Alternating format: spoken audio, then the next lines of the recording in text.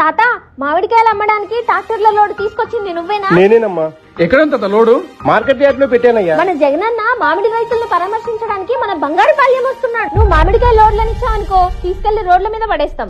అవి తొక్కుకుంటూ అన్న నిరసన తెలియజేస్తాను. నేను సంవత్సరం పాటు కష్టపడి పండించిన పంట రోడ్డు మీద పడేసి తొక్కుతారా? అదేంటి తాతయ్య అలా అంటారు? అసలు మామిడికాయ రైతులకి గిట్టుబాటు ధర ఎక్కడుంది? అలాంటప్పుడు ఇలాగే కదా నిరసన తెలియజేయాల్సింది. గిట్టుబాటు ధర లేకపోవడం ఏంటమ్మా? పక్క రాష్ట్రాలతో పోల్చుకుంటే మన రాష్ట్రంలోనే ఎక్కువ. రే ఈ ముసలోడు ఇలాగే మాట్లాడతాడు కానీ ఆ తాళాలు ఎక్కడున్నాయో చూడు. మనమే తీసుకెళ్లి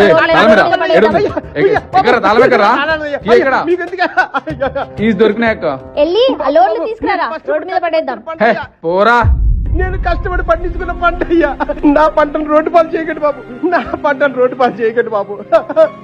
నేను ఒక రైతుని 2 ట్రాక్టర్లతో మామిడికాయలు తీసుకొచ్చా. నేను రైతు ఈ రోజు 2 ట్రాక్టర్లు తోలుకొచ్చిన. జగన్ వస్తున్నాడని ఆ వైసీపీ నాయకులు నా 2 ట్రాక్టర్ల లోడు రోడ్డు మీద పడేసి తొక్కించేశారు. 4 రోడ్లు పోసేసి దాన్ని తొక్కిచ్చేసి సంవత్సరం అంతా కష్టపడిన పంటని రోడ్డు పాలు చేసి అమ్ముకునే చేసి నా కడుపు కొట్టారు. నన్ను ఎంత వృధా లేకుండా చేసి గవర్నమెంట్ సబ్సిడీ పోయా. నాకు నా సొంత కాయ కూడా నేను ఈ పొద్దు నేను అమ్ముకోలేక రోడ్డు మీద పోస్తే